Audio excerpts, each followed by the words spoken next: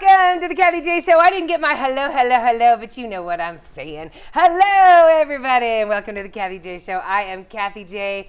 Okay, so I got to start today by saying huge shout out to all of you that are staying connected with us on social media. Thank you so much. You're going to thekathyjshow.com every day. You're checking out all of our episodes. You're sharing it. You're talking with your friends in your office. Thank you for making us this top growing show in Denver. I love you guys so much. So thank you. So here's the thing, everybody. It is Black History Month. And so when I started talking to my staff about how we wanted to honor Black History Month, we started asking around what people wanted to see more of. And it wasn't more Ruby Bridges. It was more of what's happening right now in the mental health and healthcare community, everybody. So apparently there is some discrepancies happening between what I would know as my healthcare and what the Black community and other communities go through. My guest today knows exactly what I'm talking about and why there's a need for this. She's a licensed professional counselor and career development professional and the founder of Therapists of Color Collaborative. Please welcome Rossina to the show. Yay! Thank you. Okay, say your last name. Oh, it's a mouthful. I know. Schroeer-Santiago. Schroeer-Santiago. Yes. Okay, good. Okay, so thank you, Rosina, for being here. I'm so happy. Thank you, Kathy. Okay, so let's start talking off. I want everybody to know about you. So you are a Denver kid. Yes. Love that. What part of town did you live in? So kind of all over, from Commerce City, because my family, we have roots there because of the farm workers movement from way back in the 50s. But I was raised primarily off of 15th and Lafayette. Dang, okay. Right. Very and cool. then we moved over off of 33rd in Adams and Cook Street. You're a so Denver down there kid. by Bruce Randolph. And so, and then we moved, and fast forward my life, I joined my aunt and uncle, and then I became kind of an Army brat. Okay. And I was in Alaska, and then he kind of finished out his career here at Fitzsimmons, and I graduated Hinckley T-Birds. Yeah, Hinckley T-Birds. That's cool. Shout out. Hinckley's on 6th, right? No, it's Hinckley's over there off of Chambers. Oh, yeah. And, oh gosh, I can't even think of the crossing. I might be maybe It's wrong, just but down anyways. from Colfax and Chambers. So let's talk about when you went to the military, because you sent us some photos, and I don't know if the photos are working, but you were in the military. There you are. Oh my gosh. 8 years you served. Yes, I did. Okay, tell me about that. So we took this scrappy kid. I started my college career at DU. College wasn't for me at the time. I was just doing the most, and so I figured I had to either say "so help me God" or I was going to go back home. And so I said, well, let me say "so help me God." Went to the military, and my family was like, we're not sure how you're going to do. You're going to do the military, right? Because I was very kind of mouthy, but I did the military. I got a chance to go to Korea. Oh yeah. I spent a lot of time in Germany, Washington State, which I didn't know that there was like Washington DC and Washington State before I joined the military, now right? You do. When you just stay in a bubble. But I got to do that. And so, yeah, I had a really good time. Oh no, amazing. You had amazing experiences. Real fast, I do have to ask you, did you see camel spiders when you were in Iraq? I did. I got chased by one. Oh, I would die. I would die. How big was it? I swear this thing was like this. But honestly, it could have been a little distorted, but it chased me around the porta potty, and I literally jumped on top of and slept on top of an 8-foot barricade because those things are meat eaters. So if they get on you, they'll sink their teeth in, they will numb you, and they will eat you. What? So I was like running, and everybody would get mad at me because I'd have my flashlight all the time. But I ran around the thing, and I jumped on top of this. Actually, I elevated, because I still don't know to this day how I got up there. It was God. God helped you. God helped me. He saved me from the camel spider. I would want to be safe too. Those things terrify me. Yes. You Google them, and I'm terrified. But it was like this. Yeah, that's what, like coming at you like an alien. Yes. Okay, so when we come back after the break, everybody, I do want to show you Rossina's family, but then we're really going to get into why she created the Collaborative of Color. We'll be right back. Kathy J. Oakwood Homes is an official partner of the Kathy J Show. Oakwood Homes, building happiness.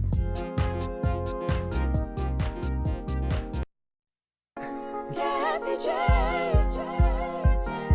Welcome back to the Kathy J Show. So we are speaking today with licensed professional counselor and the founder of Therapists of Color Collaborative, Rossina. Yay! Thank you so much for being here. She just had all of our skin crawling when she was telling us the story about the camel spiders when she served in Iraq. So I want to also show your family because you have a son and daughter. Yes. Okay, so let's show their photo. Who's that? That's your husband? My husband and my son. That's Mark and Elier. Love that. And we were at Cheyenne Mountain Zoo. Is he that old right now? Is that Yes, current? Okay. yes. How old is he? He's just turned 17 in October. And who is this cutie? That's my daughter Cecia, my little twin. She's cute. She'll be 9 in March. I have a little 8-year-old. Yes. I know. So I know the importance of trying to be a good parent and raise them right and tell them the right things and let them experience the right things. Absolutely. So this goes into where you come in. So when did you become a mental health professional? When did that happen after military? Yeah, so for me, I think it just kind of started happening. I was HR. I had an 18-year HR career. HR has all the best stories. Yes. I'll tell you that right now. And so it was because of that, right? Everybody kept coming to me and telling me these stories, and then they gradually started getting more intimate and more like serious. And so I was like, whoa. And so I started reaching out to my colleagues, and my girlfriend Bobby, she's like, Rosie, you're gonna have 7. And I was like, 7? I was like, okay. 7 what? 7 kids? Just 7 people telling you, right? Okay, right. These disclosures. And so when it happened, I was just like, whoa, like people are trusting me to safeguard this. This is like really important, because it wasn't just like small stories like, I didn't get paid. It was like, I'm having a hard time stopping using drugs, and I need some help, and do you have resources? Because I'm neglecting my kid, right? And I'm having problems with childcare. The horrible stuff. So then you became and so how long have you been in the mental health field, and what is your expertise, so to speak? So it started in 2013 in grad school, and fast forward, I joined my private practice and really got this started in 2017. Wow. And I had some really awesome tutelage and support. And shortly after my private practice, just my whole experience, I was looking around the landscape and just like, this feels really isolating. Like, where's my community? And so I kept networking and stuff and networking. And then fast forward a little bit, this lady, Wendy Talley, who's my program manager for my first grat, she found me on Facebook and invited me to this Get Ready meeting for a grat, which was my very first grat, our Community Crime Victim Service grat. And I went, and I was just like, I'm going to subcontract. And she was like, well, what if you're the one to get something like this started? Yeah. And I was like, maybe, right? Like, and I still was like, I don't know, but I kind of felt challenged. So I just kind of reached out to my network, and I started talking with my colleagues, and I was like, I know this is a big, hairy-brained idea, but would you join me as I make a stab at this first grant? And in April 2019, when the collaborative was born, we won our first $200,000 grant to deliver grant-funded services to victims of crime. So. Yes, that's what it is. So that was the first grant. It was your therapist. You guys have to focus on helping people that have been a victim of a crime. Yes. Okay, and they would come to you through the police departments, through counselors? No, very, very differently. So what we did is we started doing outreach in our community, because more specifically in communities of color, incidents of victimization are severely underreported. Yes, absolutely. And more than anything, they're unreported, especially when we start thinking of the adverse early childhood experiences, right? So these babies aren't having anybody make reports for them. No way. And then the traditional victim services, you have statute of limitations. Oh, yeah. You have, you must go through the system of reporting it to the police.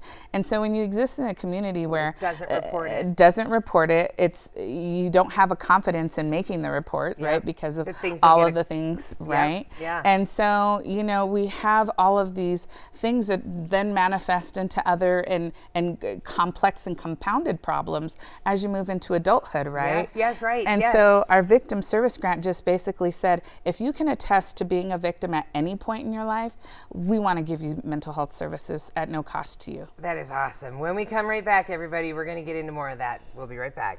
Kathy J. Ramos Law is an official partner of the Kathy J Show. He's a medical doctor and a lawyer. Ramos Law, what makes us different makes us better.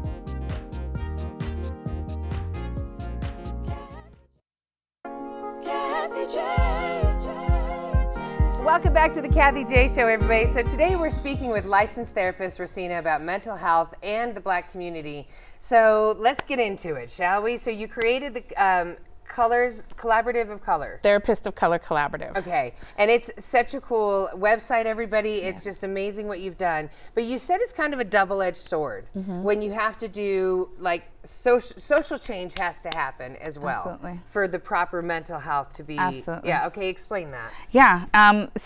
Well, I know. Look at this shirt. Part of her shirt. So this is Kathy's swag. Isn't that awesome? And we talk about get you some healing. I love that. Right. You get you some healing. And so I'm gonna pray for you. Get yourself some healing. Is that what the shirt's for? Let's say. Well, yeah. But normalizing, right? How we talk about it. Yes. And so, like with social justice impacts with mental health. Like they are at the cornerstone of how we're looking at all of this in our community. Right. Because, social justice says we have to look across the gradient, look into our environments, look into our communities and see how are resources being distributed, right?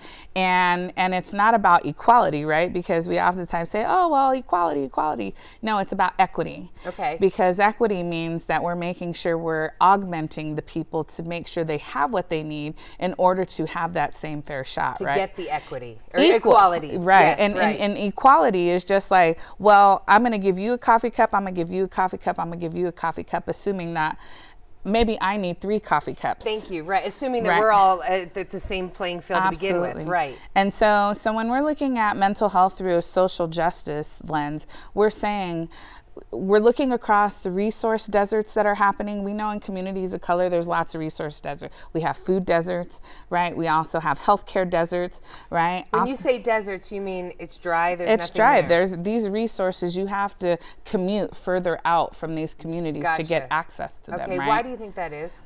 Well, I mean, we're looking at different systems, right? These are systems and social constructs and, the way things are organized. I mean, it goes into different layers from political design. Yes. I mean, just systems and structures. And sometimes we can even say oppressive systems and structures, right? Absolutely, right. And so putting a social justice lens means that we're looking at what we can do and do our part to actually make an impact and make some change so that the people in these communities of color or communities that are disproportionately being impacted or disproportionately not having access to these things, we're saying it's so important for us to begin to change that narrative. I agree with you. So more or less to me, when I think about what I hear from the Black community, and you're telling me a lot of times the crime doesn't get reported. A lot of times that's just the way it is. You have people that might not have the best paying jobs, so you might have some poverty. You have systemic racism that has been affecting their families for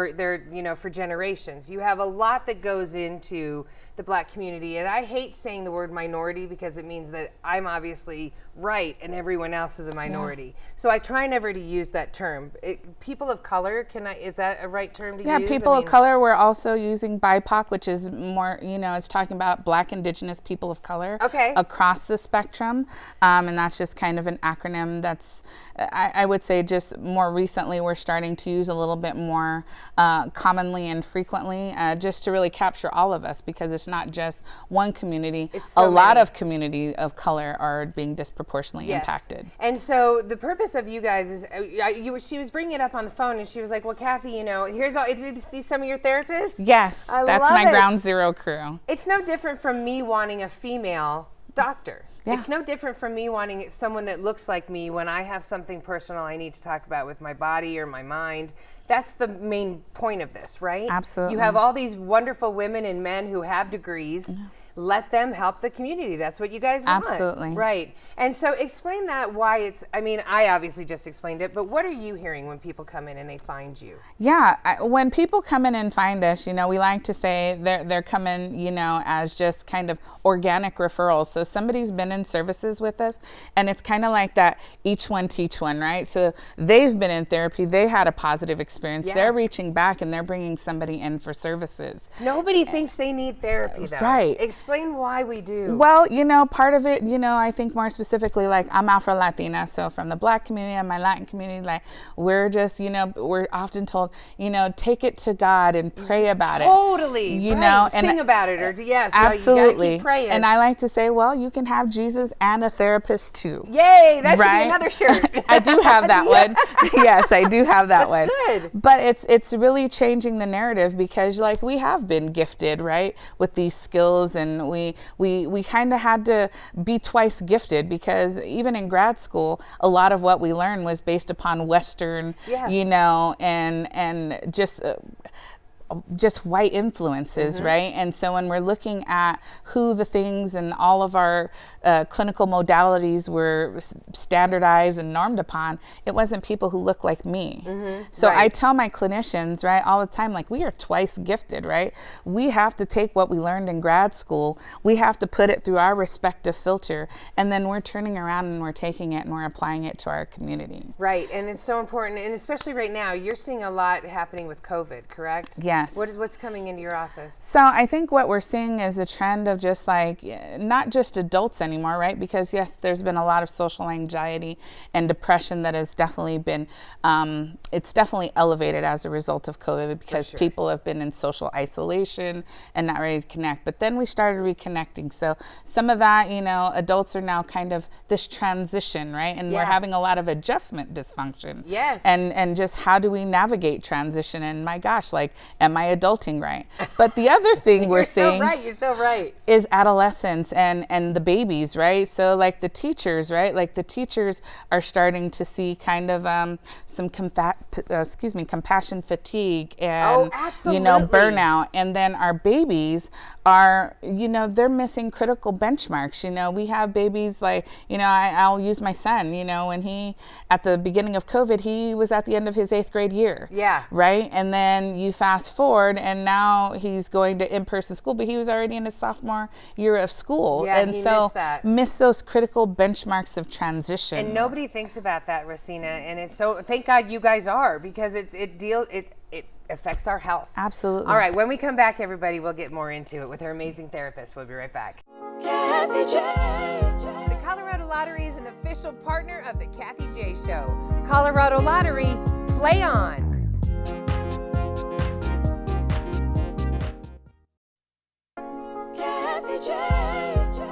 Welcome back to the Kathy J Show, everybody. Today I've been talking with Rossina Schroeer-Santiago. Every time you hear Santiago, you know what you think. Right. Good green chili. Right.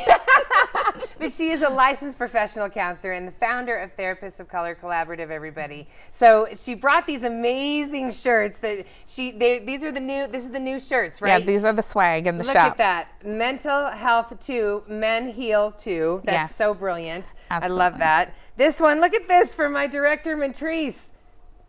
Therapy is dope. This is a dope shirt. I'm about to steal that from her if I could only get one arm in it. And this lovely one is for producer Colleen. My dear, you are the longest relationship you will ever have. That's right. These are all things that you throw out to all of your clients, correct? Absolutely. Tell me about them. I think, we have to normalize the way we're talking about mental health. Yeah. So often mental health, more specifically in communities of color, it's so stigmatized and it's laden with just such mistrust and such inability to just like engage it. And so I want to just use the language that I use, it like therapy's dope, right? Like, use the language that I use. Yes, exactly. I don't need some stuffy person trying to do therapy, because I already have an image of what therapy is going to be. Absolutely. I want somebody that I can actually talk to that doesn't want to go into my history but knows how to help me heal. Yeah. Yes, exactly. And so a t-shirt is just another way, right? Like, my shirt is, humanistically speaking, I make shift happen. Oh my God, that's amazing. That's a great shirt. I need that one too. Because you are in your own, if you want to get better, you can get better. You just got to reach out for help. Tell me about the therapists you have in your in the collaborative. Yes. So the clinicians, all walks, right? So we're licensed professional counselors, we're marriage family therapists, we're clinical social workers, we're addiction counselors, licensed psychologists. And so I thought it was important to just look across the spectrum and try to create community for all of us. Right. And it's twofold, right? The clinicians have autonomy to be a part of work and to choose the type of work that they want to be in, because oftentimes they're coming out of agency where they've been burnt out. So they're all private practice clinicians, which is very different, right? Yes, right.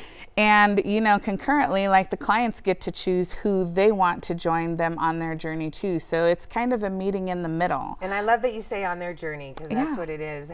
Do you take insurance? Let's talk about cost. We are getting ready to move into insurances. We're filling our kind of final layer of stuff, and some of our contracts are starting to come back, so I'm really excited. We'll be paneled on the big six. Let me see if I can remember. Aetna, Blue Cross Blue Shield, Anthem, United, Cigna, and Bright Health. That's awesome. That's good. And if you don't have insurance, people can still reach out. Yes, please reach out. We're also getting ready to move into Medicaid soon. That's awesome. So we'll be on all 5 rays of Medicaid there. And you have grants that Yes, help with and people. we have grants. And so we always say we don't push anybody away. We really try to see how people can fit into the mainstream of our services. Absolutely. So for more information on the Therapist of Color Collaborative, everybody, go to therapistofcolor.com. You can also call their intake line at 303-881-1101. One more time, 303-881-1101. Any final words you want to tell everybody? You know, I want our community to just believe that like healing is possible. Yeah. You don't have to stand in a space where you're struggling in isolation. I mean, we saw what happened with that recent death of Miss USA, it was. Oh yeah, right. So get help, everybody. Absolutely. Get help. Thank you so much, Rossina. Thank you so Kathy. much. Yeah. Have a good one, everybody.